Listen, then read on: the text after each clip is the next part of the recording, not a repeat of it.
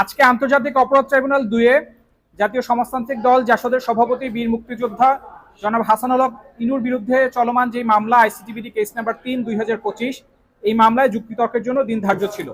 এই মামলার গত তারিখ ছিল মার্চ মাসের 10 তারিখে।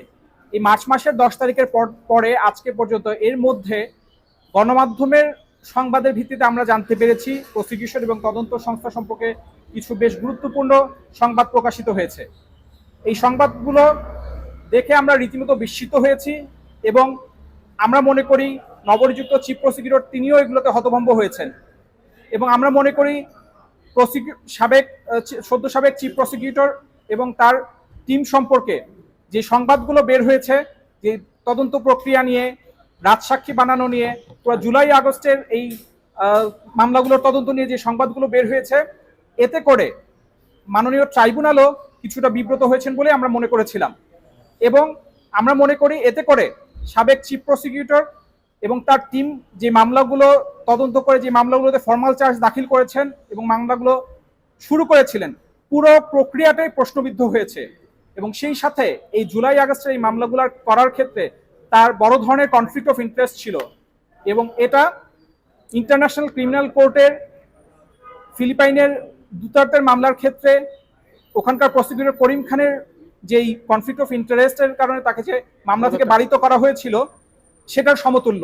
এবং এই কনফ্লিক্ট অফ ইন্টারেস্টের কারণে আমরা এর আগেও বলেছিলাম যে এই মামলা তিনি পরিচালনা করতে পারেন না, কিন্তু তারপরেও সেই মামলা এতদূর গড়িয়েছে।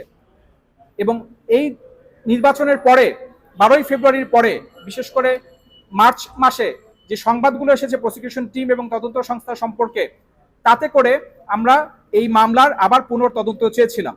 এবং আপনাদের নিশ্চয়ই মনে আছে, এই মামলায় যখন আমরা ডিসচার্জ পিটিশন দেই এবং ডিসচার্জ পিটিশনের রিভিউ পিটিশন দেই, তখন আমাদেরকে আমাদের একটা শব্দকে উল্লেখ করে তৎকালীন চিফ প্রসিকিউটর বলেছিলেন যে আমাদের এই বক্তব্য রাষ্ট্রদ্রোহিতার শামিল। আদালতের ভিতরে আইনজীবীর বক্তব্য কখনো রাষ্ট্রদ্রোহিতা হতে পারে না। আদালতের ভিতরে আইনজীবীর আইনি যুক্তিতর্ক করার কারণে তাকে যদি রাষ্ট্রদ্রোহিতার হুমকি, আসামিকে হোক বা আইনজীবীকে হোক রাষ্ট্রদ্রোহিতার হুমকি দেওয়া হয়, সেটা আদালতের আইনজীবীর বিচার কাজ পরিচালনার ক্ষেত্রে এবং আসামির আত্মপক্ষ সমর্থনের ক্ষেত্রে একটা বাধার সৃষ্টি করে। এই বিষয়গুলো আমরা মাননীয় ট্রাইব্যুনালের সামনে তুলে ধরতে চেয়েছিলাম, পুনর্তদন্ত চেয়েছিলাম। মাননীয় ট্রাইব্যুনাল আমাদের দরখাস্ত খারিজ করেছেন। অতঃপর আমরা চেয়েছিলাম 2 জন সাক্ষী, বিশেষত PW2 এবং PW10।